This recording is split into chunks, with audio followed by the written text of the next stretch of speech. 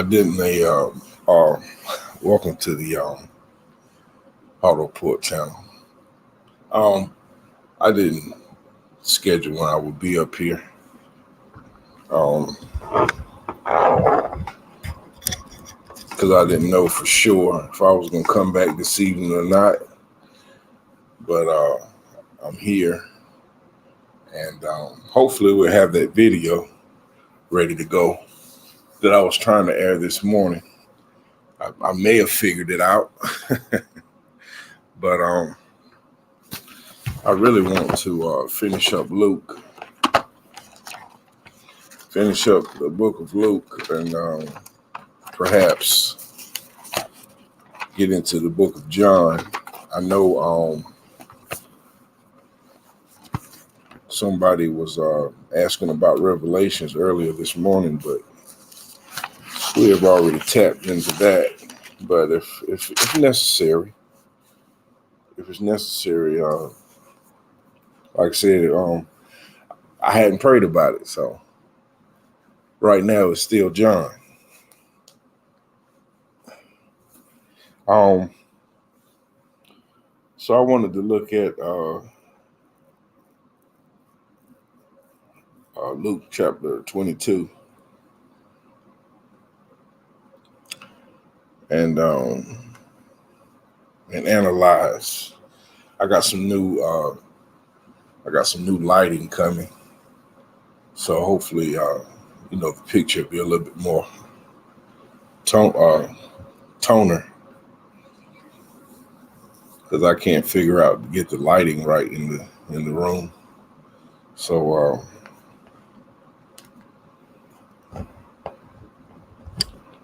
hopefully we can fix it.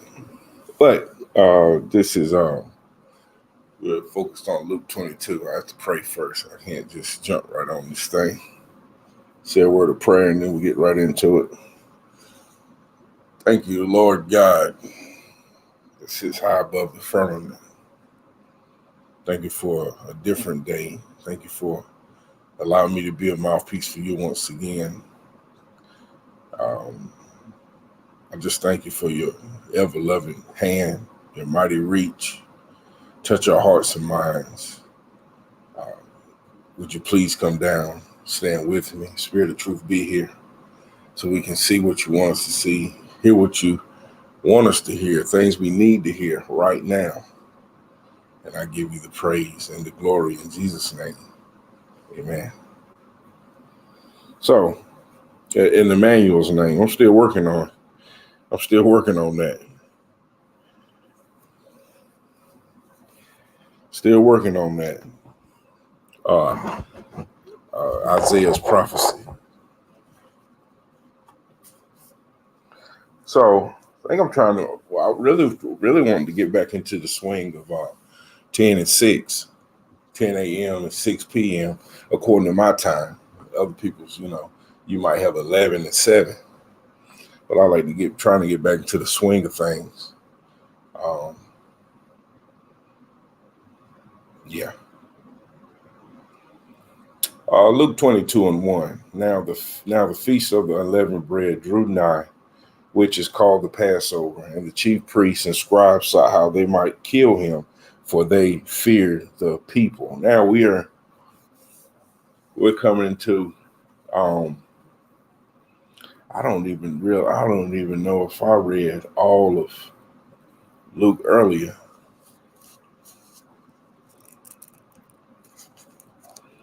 Because I remember I got on to where it says in 21 and 7, and they asked him, because I was trying to show the one that was on this morning that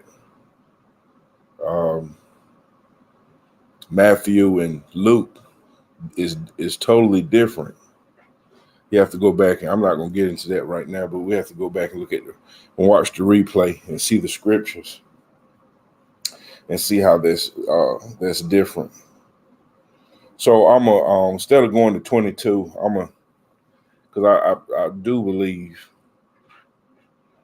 I didn't finish 21, so I'm gonna start at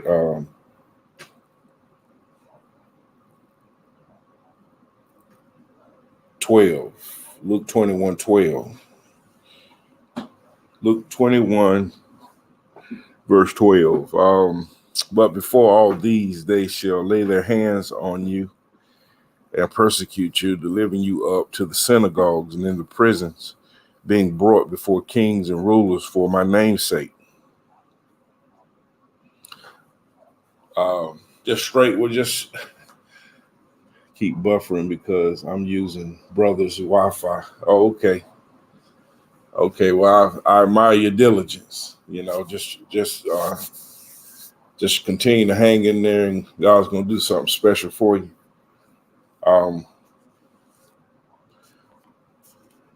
And I just say that because I know He will when you're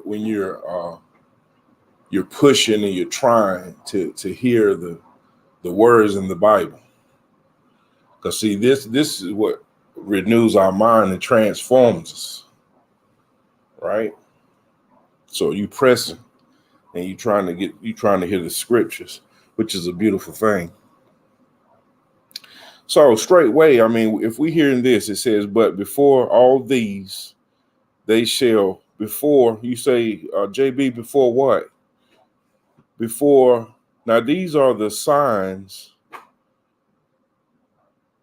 right, of his coming and the signs of the end. Right, we done talked about nation rise against nation and kingdom against kingdom. We talk about earthquakes and we talk about great signs shall be from heaven. But this thing right here, this part, but before all these, let's capture this moment. I'm going to say it again. Before all these, they shall lay their hands on you and persecute you, delivering you up onto the synagogues and in the prisons, being brought before kings and rulers for my name's sake. Now we have to really ask ourselves, is that happening right now? Now this supposed now you can say, well, JB, yeah, it's happening overseas and everything. Why? Why would it just be overseas when we all proclaiming Christianity? When we all proclaiming faith? Is anybody there? So it said before all the earthquakes and the great signs and the pestilence and the famines and all these things, it says this would take place first. Is anybody there? And it shall turn to you for a testimony. Settle it therefore in your hearts not to meditate before what ye shall answer. For I will give you a mouth and wisdom which all your adversaries shall not be able to gainsay nor resist. And ye shall be betrayed both by parents and brethren and kinfolks and friends, and some of you shall they cause to be put to death.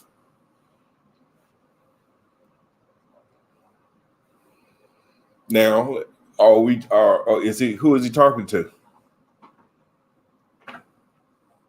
You got to ask yourself that question. Who is the writer referring this to? It's got Jesus in red, so Jesus talking, but who is he talking to? Because for some time now, is this true or false? For some time now, there's been earthquakes. We've seen famine. We've seen a multitude of these things. Nation rise against nation. We've seen wars and all these things. But it says that before all these, the laying of the hands and they putting you into the synagogue, into the prison, that's first. So really, where are we at? If we seen the earthquakes and these things, are they going? Will they be greater? If so, if it's going to be greater, then we can't always believe folklore. Every time something happens, we can't always say it's the end.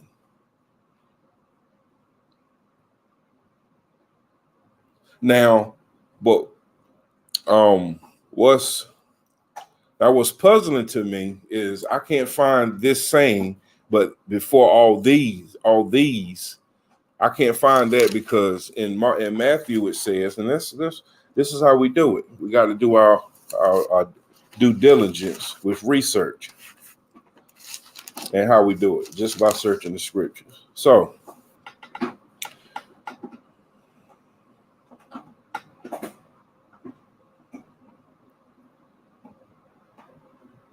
I want to say, he said, before all these, they shall deliver you up.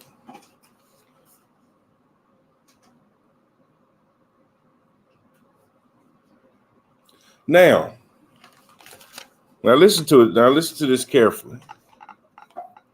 It said, before all these, but before all these, before the earthquakes and the famines and all those things, they shall lay their hands on you and persecute, delivering you up. This is what Luke said, right? Matthew says, for nation, it says, for many shall come in my name, saying I'm Christ, and shall deceive many. And ye shall hear of wars and rumors of wars, seeing that ye be not troubled, for all these things must come to pass, but the end is not yet. For nation shall rise against nation, and kingdom against kingdom, and there shall be famines and pestilence and earthquakes in divers places. All these are the beginning of sorrows. But what Luke say? Luke said, but before all these they shall. So Luke is saying before the earthquakes and all this stuff, they're going to deliver you up. Matthew's saying all of this other stuff is going to happen, but that's the beginning of sorrows. Then they shall. So who's right?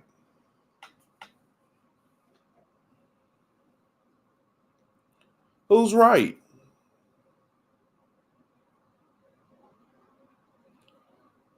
Matthew's saying that the delivering you, then shall they deliver you up, is after.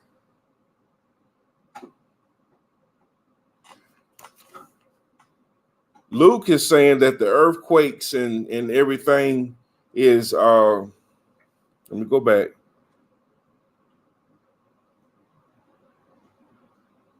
Is first. No, Luke's saying that the delivering you up to the synagogues and all that is first. Because it says before all these. Now, as Bible reader, let me ask you this. Have you did you catch that when you read that? Or you just now hearing this for the first time and it's puzzling?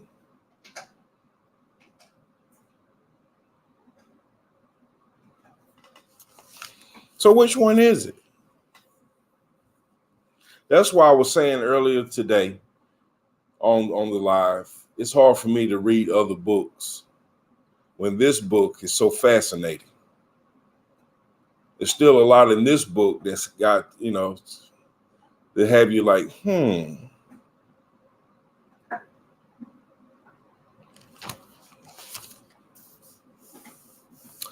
So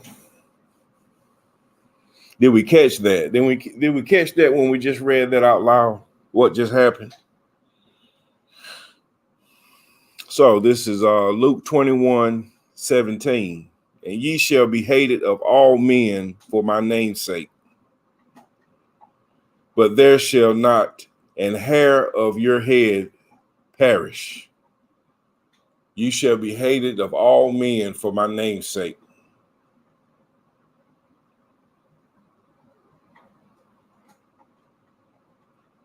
Think about that. In your patience possess ye your souls. In your patience possess ye your souls. And when ye shall see Jerusalem compassed with armies, then know that the desolation thereof is nigh. Then let them which are in Judea flee in the mountains, and let them which are in the midst of it depart out, and let not them that are in the countries and that's a T at the C, so it's country.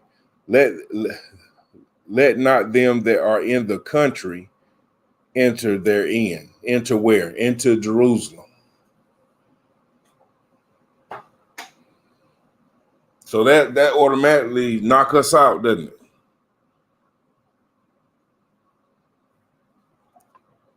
That automatically knock us out of the equation.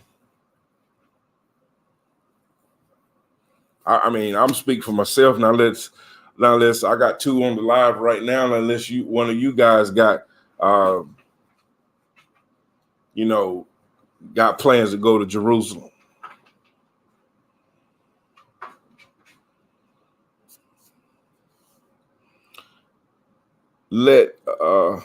Okay. For these be the days of vengeance, that all things which are written may be fulfilled. But woe unto them that are with child, and to them that give suck in those days, for there shall be great distress in the land, and wrath upon this people. And wrath upon this people, THIS, this people. So let's look at Matthew 24 and 19, see how it lines up. Because you're not going to get this in Mark. And you're not going to get it in John. So you got to find the compatibility between Matthew and Luke. Right? So 24:19 says, woe unto them that are with child, and to them that give suck in those days. Okay, now this is Luke. After it says, but woe unto them that are with child, and to them that give suck in those days, for there shall be great distress in the land, and wrath upon this people. It doesn't say that here. It doesn't say that in Matthew. It says, but woe unto them that are with child, and to them that give suck in those days, but pray ye for that your flight be not in the winter, neither on the Sabbath day. Here in Luke, it says nothing about a flight. The end part of after it says this wrath upon this people, 24 says, this is Luke 21, verse 24, and they shall fall by the edge of the sword, and shall be led away captive unto all nations. And Jerusalem shall be trodden down of the Gentiles until the times of the Gentiles be fulfilled. This says, for then shall be great tribulation, such as was not since the beginning of the world to this time, nor ever shall be. So what's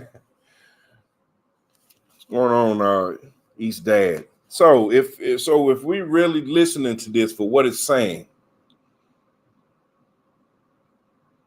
this is a moment that's taking place in Jerusalem.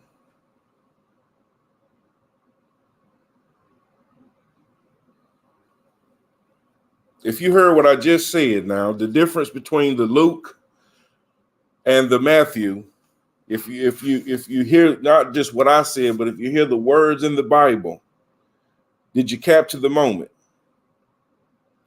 One says, but pray ye that your flight be not in the winter, neither on the Sabbath day, for then shall the great tribulation, right? But over here in Luke kind of giving you a description of what it is, right? Now, when we want truth, we have to do away with tradition. Peace and blessings to you, brother. We have to do away with tradition when we want truth, because truth and tradition is oil and water.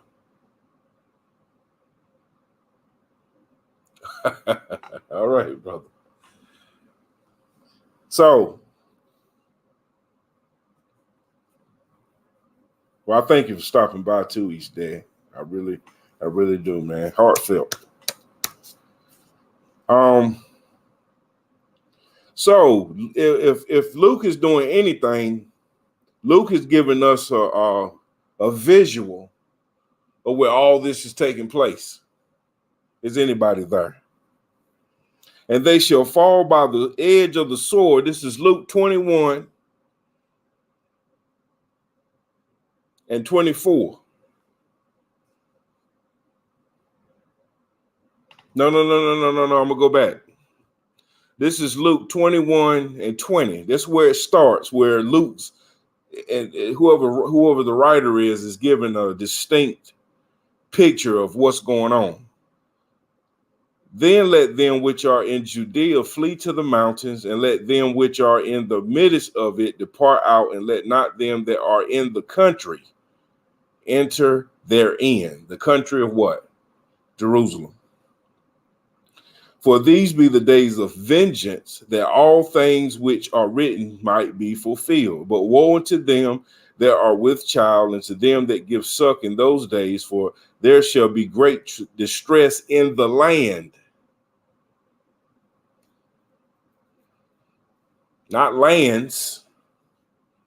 You know, you got nation, it'll say nation, and it's nations with a S. Is anybody there? Distress in the land and wrath upon this people. And they shall fall by the edge of the sword, and shall be led away captive unto all nations. That go to plural. And Jerusalem shall be trodden down of the Gentiles until the times of the Gentiles be fulfilled. So if Luke doing anything prior to Matthew, it's giving you a distinct look at what's taking place. There will be a fight in Jerusalem.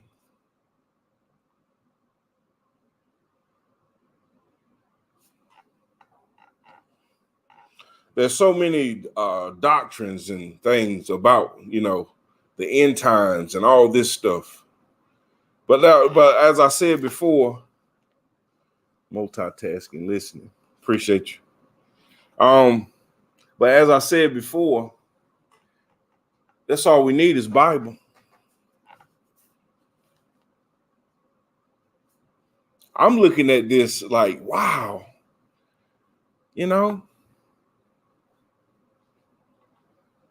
this is like, I mean, when I get off this, I'm gonna show my wife this same thing. This is powerful. I never knew that Luke and Matthew differed so much.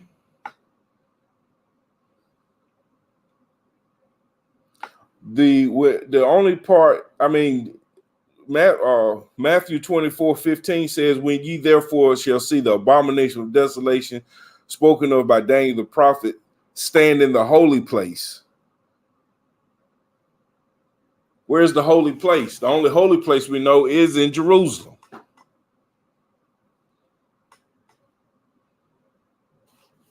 And then it says, whosoever readeth, let him understand. Then let them which be in Judea flee into the mountains. I've never been to Judea. I've never been to Jerusalem.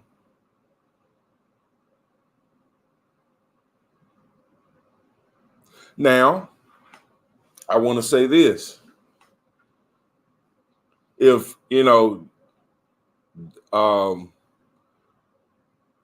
Moses said a prophet would come. Now, he prophesied about, he didn't say the name. He didn't say Emmanuel or Jesus. He said a prophet. And in times past in the Bible, that's what Jesus was referred to. Even himself said a prophet is not to have no honor in his own country. So even himself referred himself as a prophet. You know what prophets are? Prophets are ones who prophesy of things to come. So think about that. So he would have known that there would be a United States of America sooner or later. He would have known that. But the Bible speaks of not less these books was torn out that had United States of America in them. I wouldn't think so, but maybe so. I haven't read them, but I don't think so. But what we do have, what it say? It says Jerusalem and Judea. Jerusalem is a place that we know exists today. So think about that. Now, you can't, All right, brother. Appreciate you, man. Appreciate you. He's dad. So, think about that.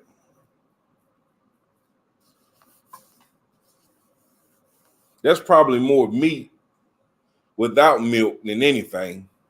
But the more you read it, not just me talking, but the more you read it, salute. The more you read it, the more you will understand it and ask the Spirit of truth to guide you on it. Ask him to the Spirit to guide you on it, right? Because really today, I just now seen this too. Salute together. We break chains. I tell you, she's diligent as well. She enjoys to listen to the words of the Bible.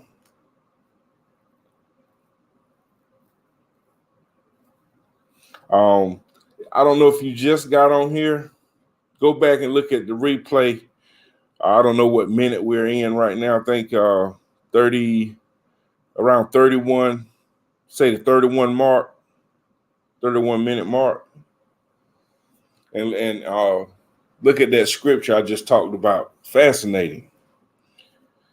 So, Luke 29, he spake to them a parable. Behold the fig tree and all the trees. 31. Yes, Luke 31 and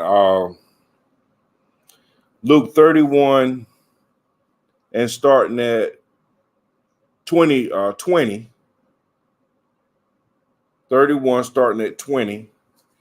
And then Matthew, the Matthew 24, 1 through 14. Matthew chapter 24, 1 through 14. And you should, and you'll be very, very amazed. Now it's telling me 13, 14. So this does have a little bit about in the book of Mark. Yes, it does too. So now I want to see.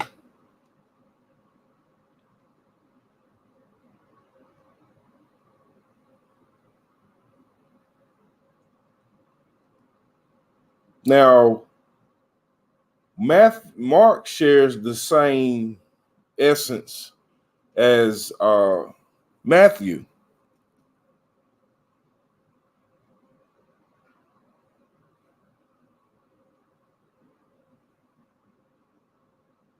The only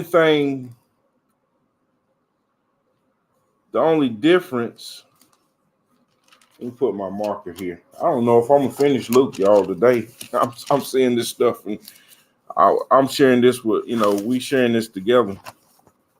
So I'm just seeing comparisons here. I think we can do that. I believe we can do that. So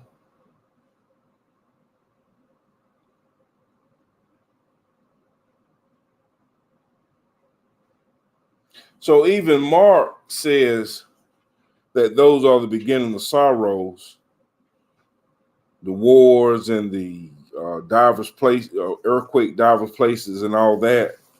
Unlike Luke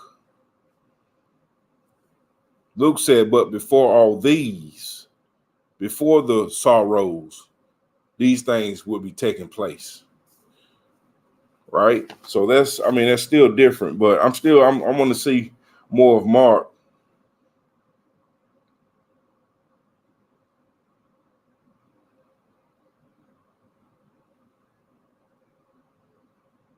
I see difference where it says, for in those days shall be affliction, such as was not from the beginning of the creation which God created until this time, neither shall be. It just worded different. Just I see that part is worded different.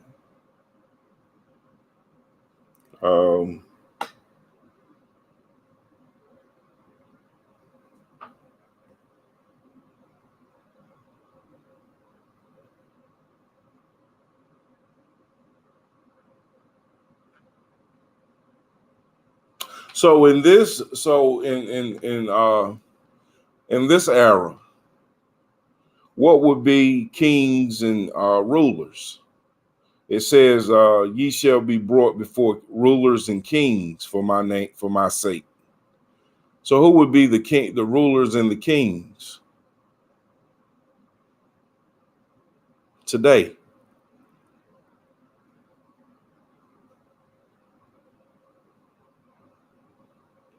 Because first it says, "They shall deliver you up to councils, councils, COUNCILS, and in the synagogues ye shall be beaten, and ye shall be brought before rulers and kings for my name's sake, for a testimony against them. And the gospel must first be published among all nations. And when they shall lead you and deliver you up, take no thought beforehand what ye shall speak, neither do ye premeditate, but whatsoever shall be given you in that hour that speak ye, for it is not ye but that speak, but the Holy Ghost."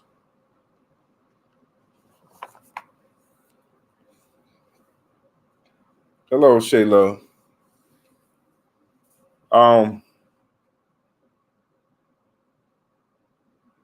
But it's fascinating. It's fascinating the way the way Luke brings out that whole piece.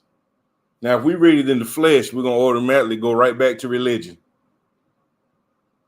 We're going to go right back to the old way of, just religion, and not just standing firm on what the Bible says. The Bible talks about two places, and I'm a really expound on this the next couple of days, because we got a people that need to hear this.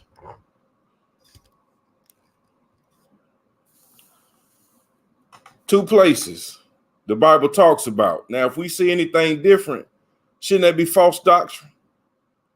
Or shouldn't that be false teaching? Two places, Jerusalem, one. And it says, "Then let them which are in Judea flee to the mountains." That's two places. Where all this starts and ends is Jerusalem. This is Bible. This is not JB. I want to read this again, y'all. I know you say, "Well, man, I want it to where when we out in public, we can tell somebody, we can help somebody." The lack of knowledge. It ain't the because you have so much knowledge. It's the lack of is why we perish. So it says, and when ye shall see Jerusalem compassed with armies, then know that the desolation therefore is nigh. Now, what Daniel prophesied according to the book of Matthew? It says, when you see what? Hold on. The abomination. It says, when ye therefore shall see the abomination of desolation spoken of by Daniel the prophet stand in the holy place. What is the holy place? The only holy place we know of is in Jerusalem. Whosoever readeth, let him understand. Then immediately, right after that, Well, not in Matthew. Well, not in Luke. They're all kind of different. But Luke goes on and say, after it says, therefore it is nigh. Let them then let them which are in Judea flee to the mountains, and let them which are in the midst of what? The midst of Judea. Let them which are in the midst of it depart out, and let not them that are in the country enter therein. Enter where? Jerusalem.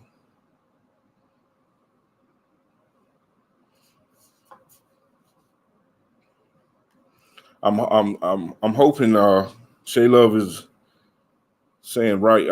I mean, she might be talking to somebody else in the chat. But so let's continue here.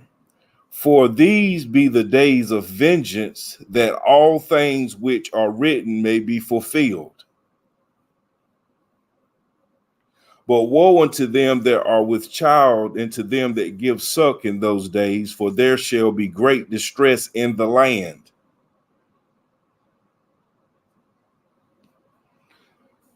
Not lands, because this earth is a big place. Now, think about it. Now, I know you say, well, JB, you can't add or subtract from it. I'm not. That ain't what I'm doing. I'm just showing you how the Bible is read. World, it says world.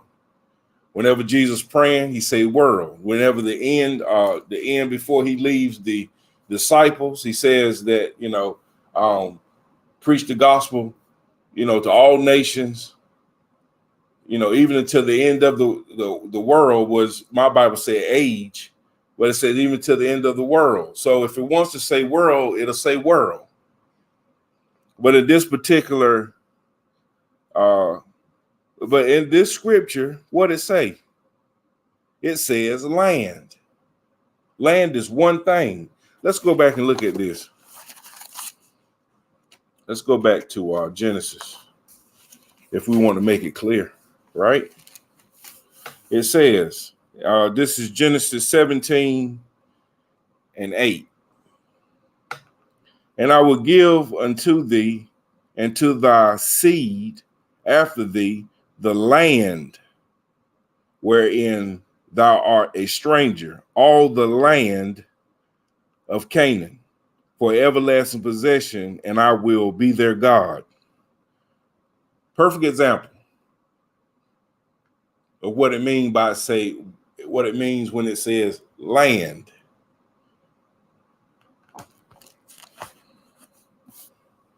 Right?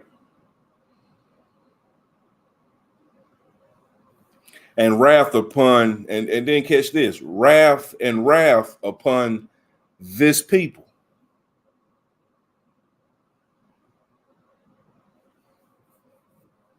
So you got the land, and on that land you got this people.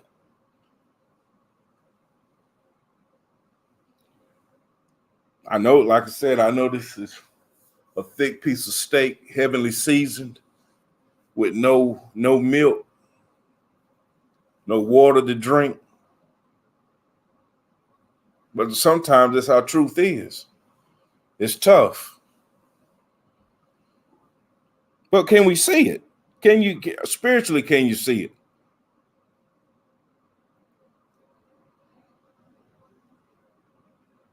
And they shall fall by the edge of the sword, and shall be led away captive into all nations, and shall be led captive unto all nations.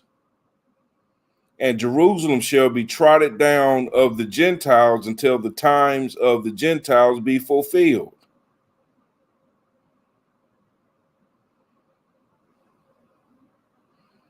And there shall be signs in the sun, and in the moon, and in the stars, and upon the earth distress of nations, with perplexity, the sea and the waves roaring. Now, let's see what a nation is, according to Bible talk. Not what we think, right? Not what we think. Well, let's see what the Bible says what a nation is. Let's look at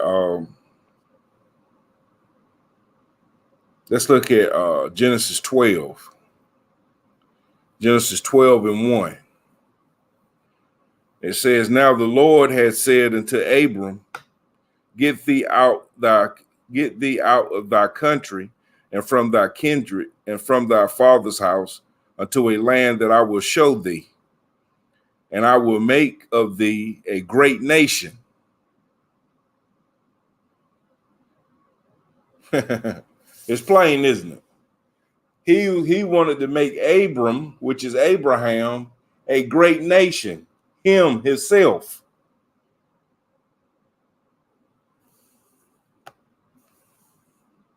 And I will bless thee and make thy name great, and thou shalt be a blessing. And I will bless them that bless thee, curse him that curse thee, and in thee shall all families of the earth be blessed.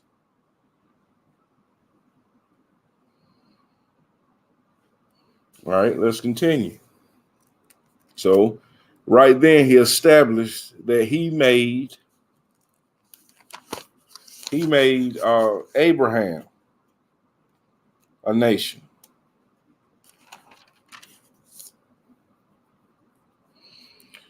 Let's see, can we get a little bit more detail about what a nation is?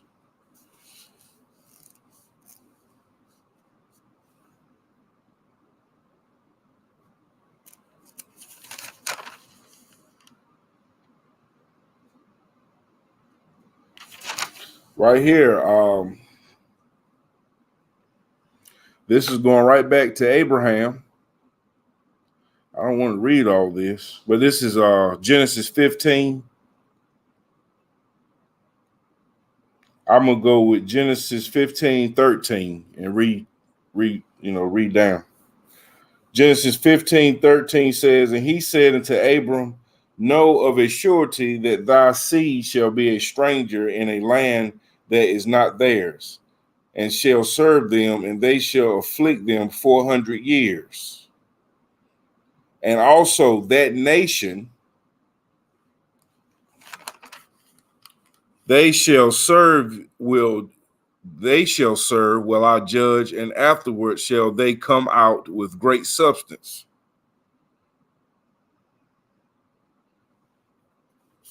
So let me ask you this. So how can a nation serve if it's ground, if it's grass, if it's dirt? How can it serve?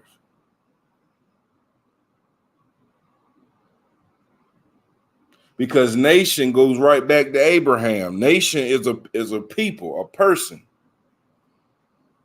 according to the Bible. Is anybody there?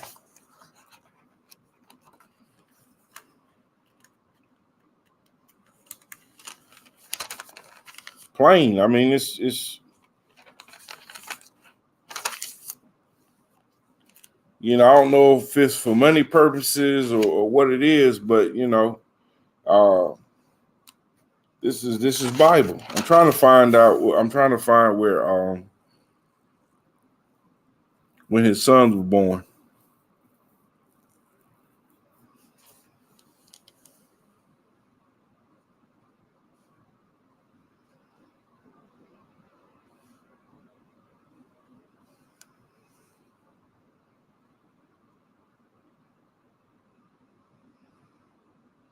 Then it says this is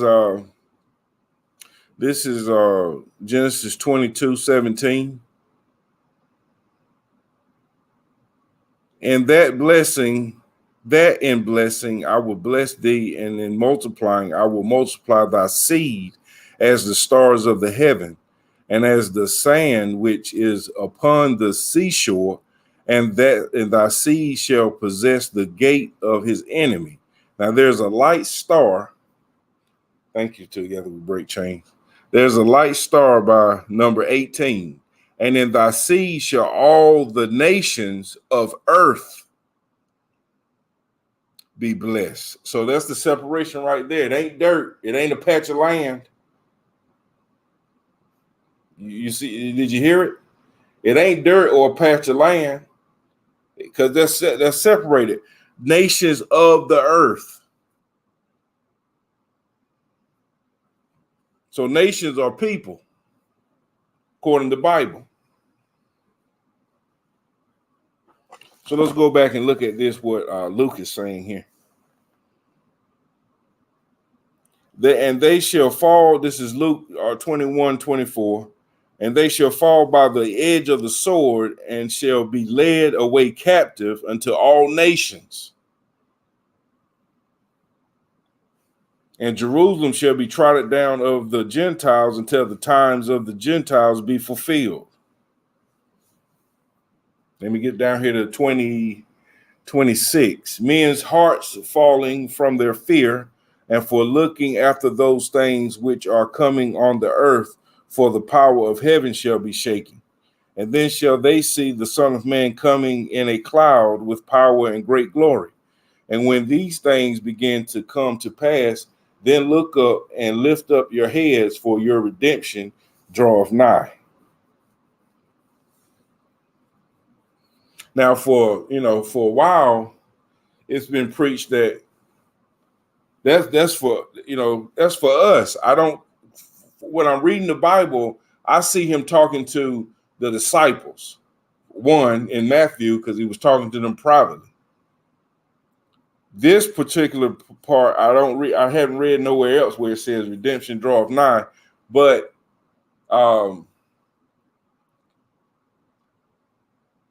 just sticking with the Bible, you see where the conversation is. Conversation started in Matthew, where the disciples was talking to him privately.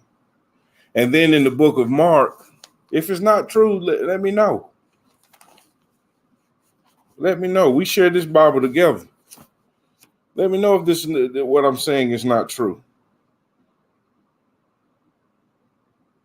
Then it says, Mark says, Mark 13:3, and as he sat upon the Mount of Olives over against the temple, Peter, James, and John and Andrew asked him privately. Now, in Matthew, it says what? See, if we got to know this whole Bible, the whole New Testament, because all of it ain't right. All of it ain't lined together. Put it like that. It says Matthew 24:3 is dark. The 3 is dark, and it says, as he sat upon the Mount of Olives, the disciples came unto him privately. Mark says what? Mark says Peter, James, John, and Andrew ask him privately. Ain't that different? I mean, they are disciples, but in Matthew, the way it's worded, you will automatically think that it was all of them.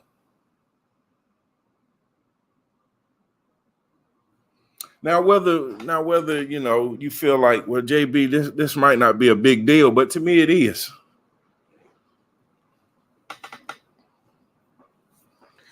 That's why I come right back with it, That's why we stand with the scriptures, right? It's a big deal. So Matthew says disciples. So I'm thinking, when I read this the first time after seeing Luke, I'm thinking, Mark, I'm thinking it was all of them.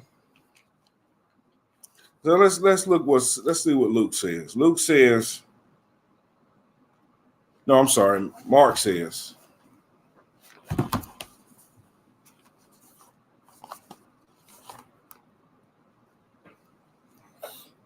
I try to stand up, sit down. I got the wrong. Let's see here.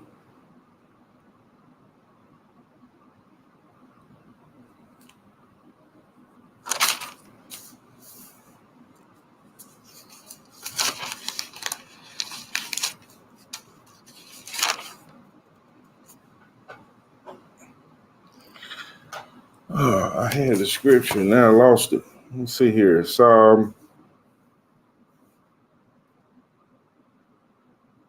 Mark 13:28.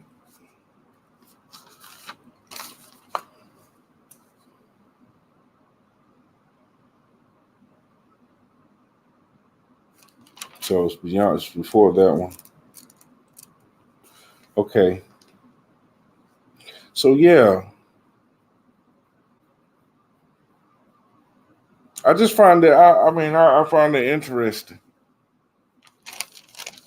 that when you flip these pages and you start seeing like different things. See, because here, and I established this already in Luke 21, there's no disciples that he's talking to. It just start out and they ask him saying, Master, what, but when shall these things be? So there's no privacy. There's no privacy in the book of Luke. That's out the window. Don't you find that interesting?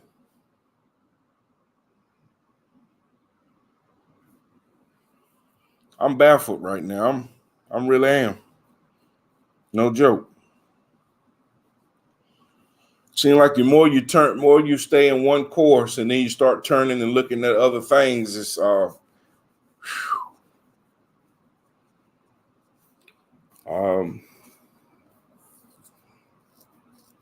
it's different.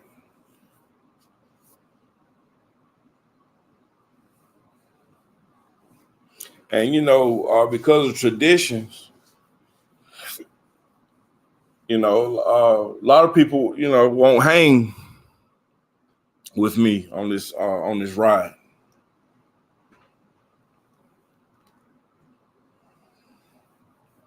Because they'll say, I don't believe that. But it's Bible. I'm giving you Bible. That's it. It's no opinion. It's not me, thinking about, this thing or that thing. I read out loud what we see in here. Bible.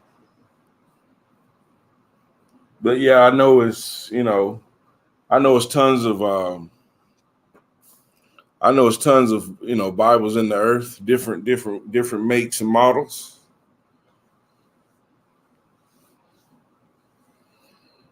But the one that I got in my house, the one I use, that's the one I share in. And I'm not sharing my own thoughts. This is Bible, man. Can you believe that? But isn't it fascinating to know that Luke gives a vivid picture of Matthew. It gives a more vivid picture of Matthew and Mark when it's talking about tribulation.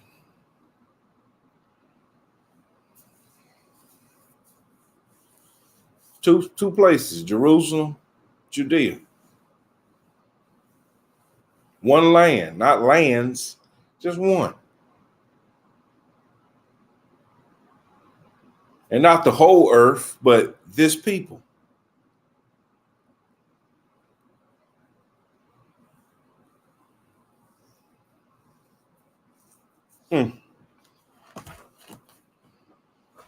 I can't read no more right now. This is tough. This is really tough.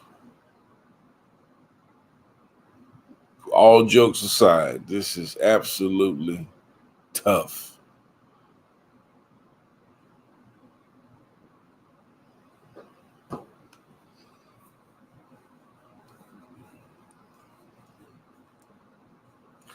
Now, I said I was going to share a video with you guys about getting an understanding who is King James.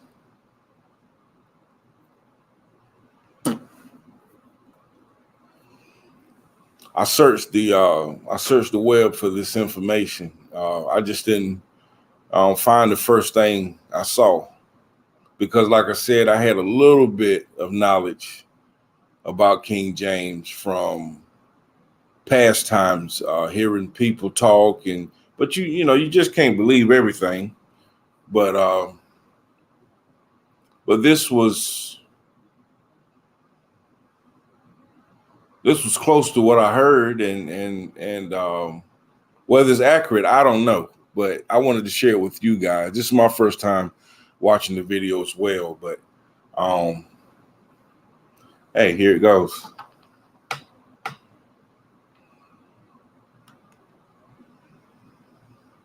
Time to explore the life and reign of one of the most iconic and controversial figures of English history, King James I.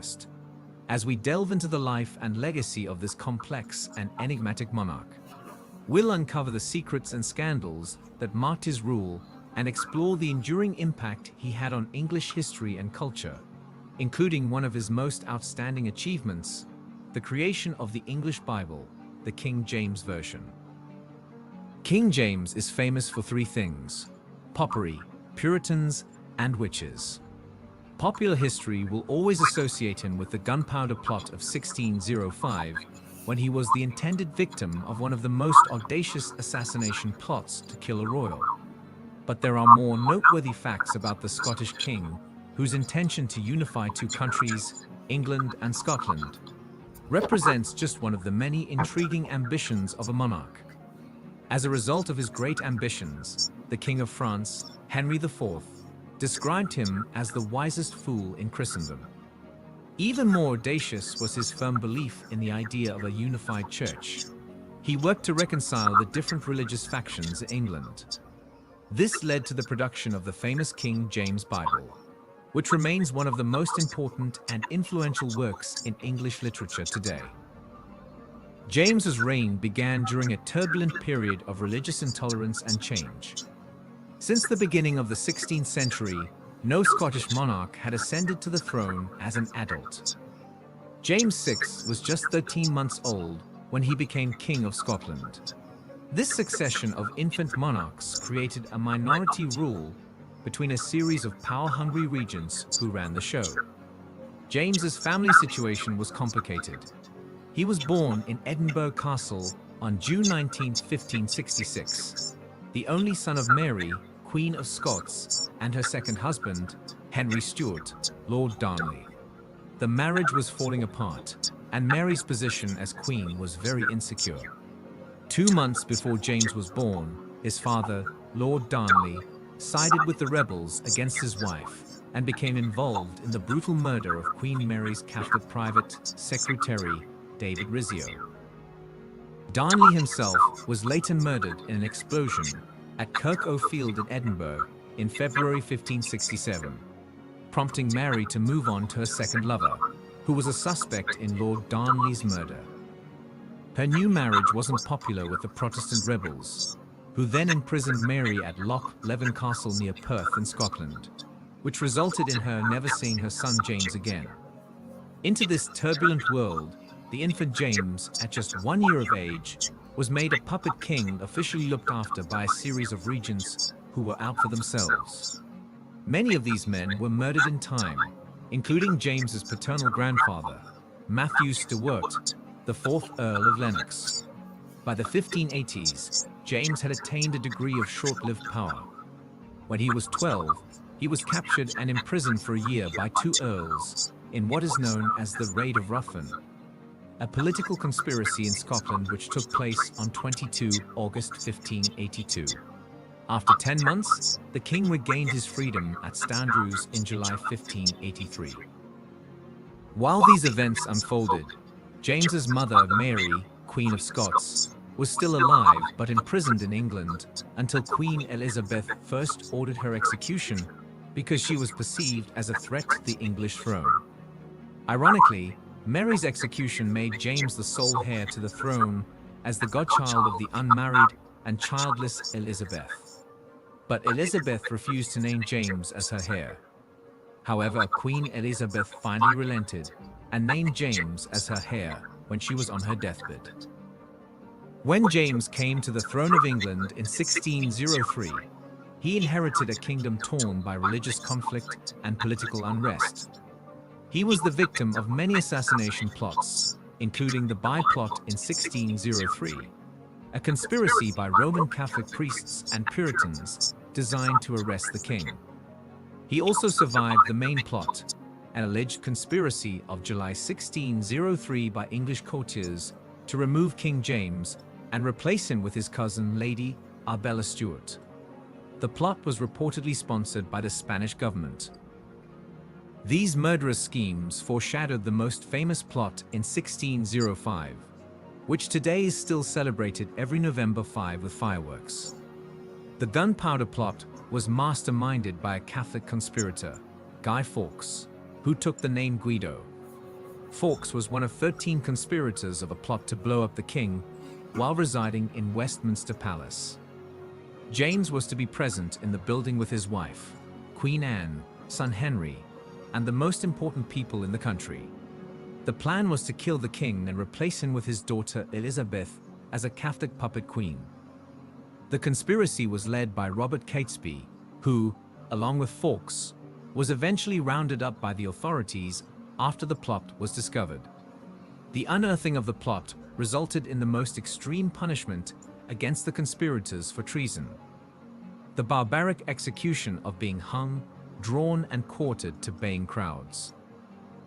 The Gunpowder Plot against King James also initiated the most stringent laws against the Catholic population, as James turned the screw preventing Catholics from taking up positions in public life.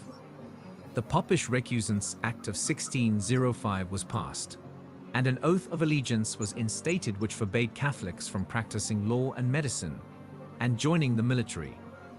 The act also made it high treason to obey the authority of Rome over the king. Catholics also had to receive the sacrament in an Anglican service or face fines.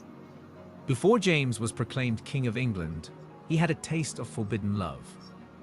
Not known to be a social creature, James nevertheless cultivated a close friendship with the married 37-year-old Esme Stewart, 1st Earl of Lennox, to whom he also dedicated a poem.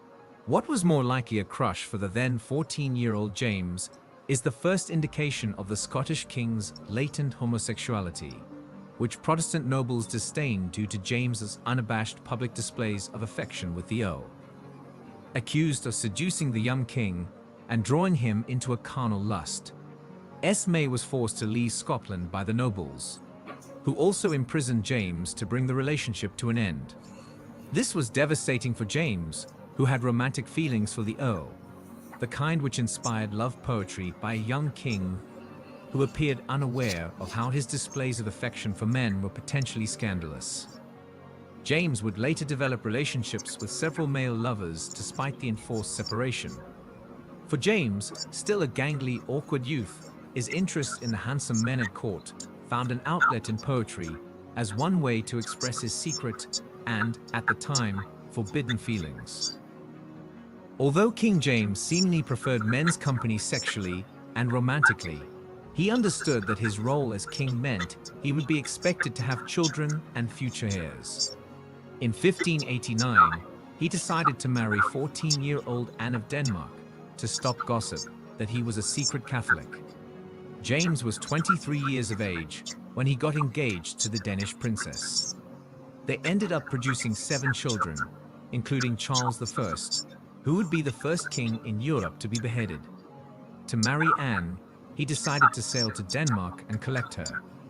The journey was beset by dangerous storms, which James suspected at the time were the result of a curse by witches to drown him and his new bride. This was the catalyst to what was to become an obsession for King James to hunt down witches throughout the country, inspired by what he believed was an attempt through sorcery to kill him. James believed that witches in a coven had conjured up the spell by tying a cat to a dead man's body with a kitchen hook and throwing it into the sea. This act of demonic witchcraft was believed to be the cause of the storm that nearly killed the king and Princess Anne of Denmark on their return to Scotland. Before long, witch trials began taking place throughout the country. During the North Berwick witch trials, James took it upon himself to appear in person to interrogate a group of people accused of witchcraft. James played the role of prosecuting barrister, interviewing women such as Agnes Sampson, a healer known as the Wise Wife of Keith, which kicked off a craze of witch prosecutions between 1590 and 1662. It is estimated that about 1,500 people were executed in Scotland under charges of witchcraft, most of whom were women who had become victims of gossip and hearsay.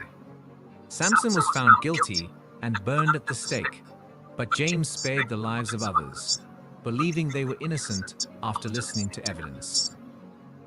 Although James bore 7 children through his marriage to Anne of Denmark, he was still sexually attracted to men.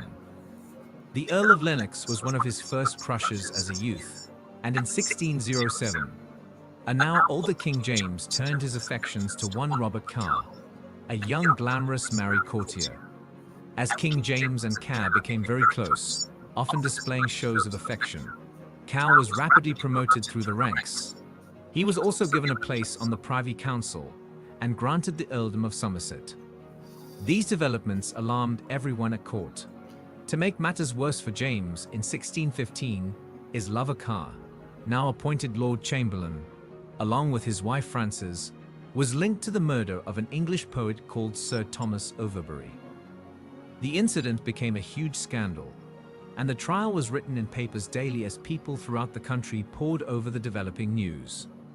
A guilty verdict saw Carr and his wife sentenced to death, although King James stepped in and granted a pardon. The next passionate love of King James's life, after Robert Carr, was the handsome but ambitious 21-year-old George Villiers, who James promoted to the title of Duke of Buckingham, accelerating the young man's rise through the top ranks of nobility. James was obsessed with Villiers, as evidenced by the many letters sent to the Duke from the King affectionately calling him Steenie, as a reference to Saint Stephen, who reportedly had the face of an angel. James also wore Buckingham's picture on a blue ribbon next to his heart when they were apart. The relationship between King James and the Duke was mutually passionate and likely more based on love as well as infatuation on the part of James. But the romance, possibly exploited by an ambitious Villiers, also angered nobles at court. They were concerned about the level of power and influence granted to Buckingham. Interestingly, James's wife, Queen Anne, appeared happy with the arrangement, despite living at Somerset House with her court and household and rarely seeing her husband. Somewhat ironically, George Villiers later developed a close platonic relationship with James's son Charles, particularly when the latter became the ill-fated King Charles I in 1625. The Duke's quick rise to power and gaining new ground with Charles I ended 3 years later, when he was killed by an assassin's knife. As the King of England, James would bring about many reforms, but these were not without challenges. In 1603, James, promising the kind of security people yearn for after a childless queen, faced his first major political obstacle. The big issue was that he was Scottish, and more alarmingly, seemed armed with a plan to unite England and Scotland to formally create Great Britain. Not everyone was happy with this idea from both sides of the political divide. The Scottish didn't want to play second fiddle to the English, and the English weren't keen on becoming known as Britons. They wished to remain English. Despite many pamphlets being published on the matter and Parliament going into overdrive discussing the debate, King James went ahead and proclaimed himself King of Great Britain, together with the creation of a new Union flag. The Union Jack, combining Standrews and St. George's crosses, is one of the most iconic flags in the world. But the reality of a united Great Britain fell short of James's lofty ambition, and he retained the title in name only. Before James became king, he made promises to people from different political and religious factions. The Catholics wanted to move the church in a decisive direction and rid the country of Protestantism, while the Protestants wanted to get rid of the vestiges of Catholicism and go mainstream Protestant. In 1604, a 3-day conference was arranged at Hampton Court in Surrey, which was set up as an attempt to try and hear both sides with James as mediator. James, who was born a Catholic but raised a Protestant, rejected most of the ideas put forward by both sides. The one solid idea that came out of the conference was a new translation of the English Bible. It was created by 48 translators and became the authorized King James Bible, and one of the biggest-selling books in the English language. This was a huge achievement for King James. His influential text remains with us to this day, and copies of the Bible can often be found in the bedside drawers of hotels throughout England and Scotland. Everyday phrases used today originate from this Bible. Examples include to see eye to eye, a fly in the ointment, the blind leading the blind, and to give up the ghost, as well as hundreds of other phrases.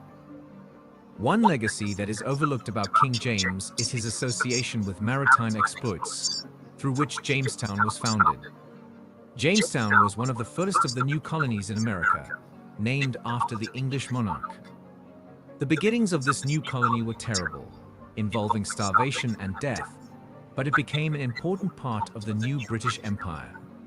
While his predecessor, Queen Elizabeth I, is given the plaudits for colonizing the New World, Jamestown was the first permanent English colony in North America. The settlement was founded by Captain John Smith in 1607. It gave the English a bit of territory in America and attracted investment from England to fund it. The big important crop contributing to that funding was tobacco. The discovery of this plant was the saving of the colony due to it being so lucrative as a new hobby for Europeans smoking pipes. Ironically, King James himself found the product so disagreeable that he wrote a book about tobacco called A Counterblast to Tobacco, where he described it as loathsome to the eye, hateful to the nose, harmful to the brains, and dangerous to the lungs, proving a somewhat prophetic analysis 400 years ahead of its time. King James died in 1625 from dysentery at the age of 58 after suffering poor health exacerbated by reliance on alcohol, which brought about fainting fits due to excessive drinking. The wisest fool in Christendom, whose reign was dismissed by early historians as one of insignificance, is now applauded for his vision of the Anglo-Scottish Union and respected for seeking peace during a troubled period of religious strife in Europe, as well as succeeding in establishing a permanent settlement in America. He is also applauded for facilitating trade outside Europe to Asia and America. England not sixth and first of England. James I's reign is more than just an association with witches and the Gunpowder Plot, but was, in fact, global in its ambition with trade across the world and significant through both its political failures as well as successes, which, like the King James Bible, is still with us today. James VI of Scotland and First of England is buried in Westminster Abbey. After James' death in 1625, his son Charles I came to the throne, and his reign was marked by even greater conflict and unrest. Eventually, the country descended into civil war, and Charles was executed by the parliamentarians. The events of the Civil War tarnished James' legacy, and for many years he was remembered as a weak and ineffective ruler. However, in recent years, there has been a growing recognition of the achievements of King James, and his legacy is once again being celebrated. He is remembered as a man of great intelligence and insight who worked tirelessly to bring stability to a divided kingdom. Whether you agree with his policies or not, there is no denying that King James was one of the most important figures in English history, and his legacy continues to shape the country to this day. Thanks for watching, and if you enjoyed this video, do not forget to like and subscribe.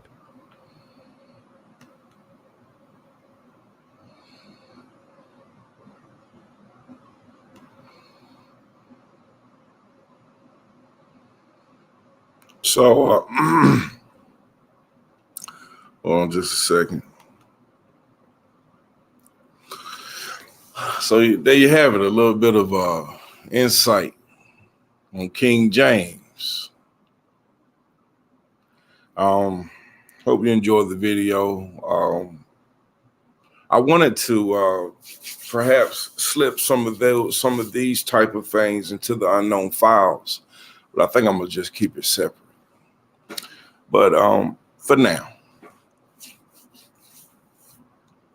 But what do you think? What do you think about the life of King James?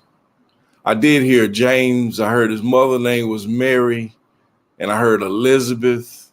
I'm listening, just like the Bible. I'll be listening to the words, right?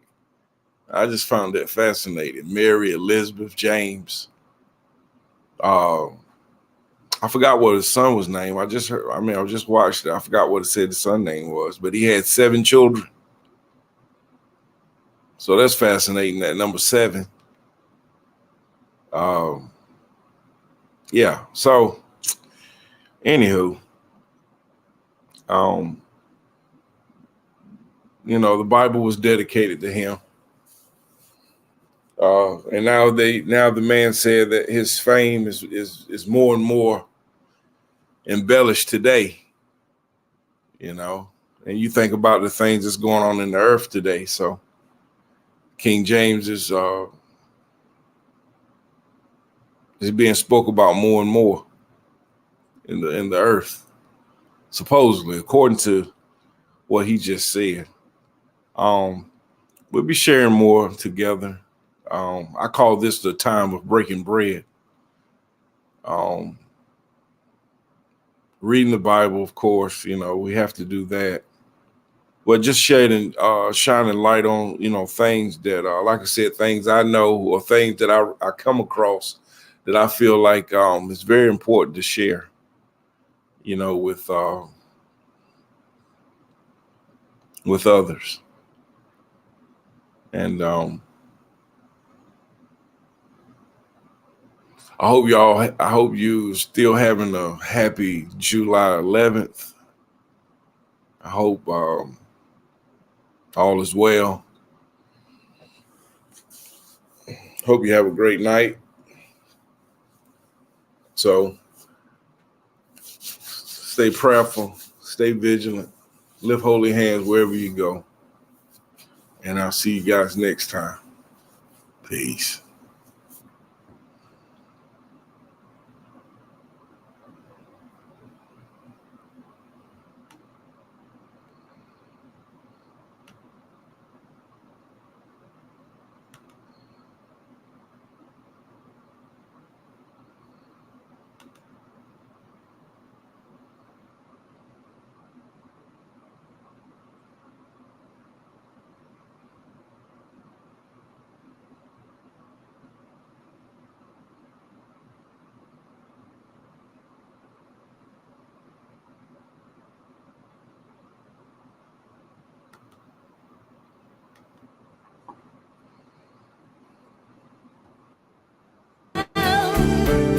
You ain't around, baby.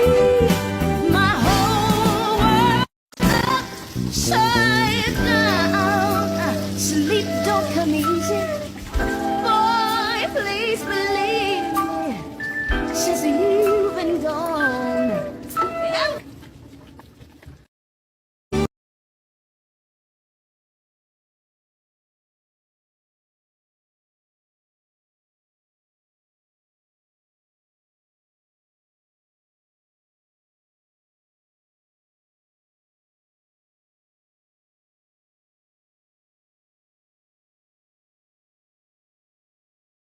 I want to be a fat grown up. I want to be a skinny grown up.